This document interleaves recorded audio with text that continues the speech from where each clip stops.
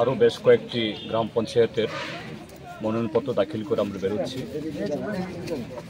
আসার পথে ব্লক অফিসে ঢোকার পথেই এই ব্লকের একদম সামনে সেখানে জটলা থেকে আমাদের উপরে ইট পাটকেল মারা হয়েছিল পুলিশের সামনে।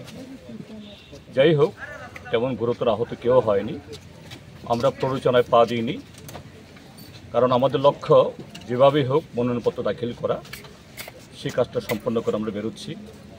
আমরা জানি না যে এখনও নিরাপদে আমাদের সমস্ত কমরেডরা, সমস্ত প্রার্থীরা তারা যার যার ঘরে যেতে পারবেন কিনা, পুলিশকে বলেছি। যাই হোক, আমরা একসাথে বেরোচ্ছি।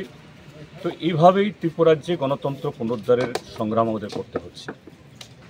এ রাজ্যে আইন শৃঙ্খলা নেই, সংবিধান এখানে অচল, একটা জঙ্গলের রাজত্ব।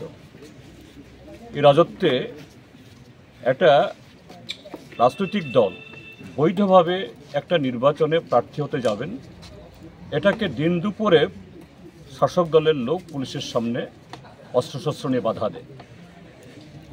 তাদের উপরে কোনো ধরনের যে সরানোর জন্য কোনো লাঠিচার্জ বা অন্য কিছু করা হয় না।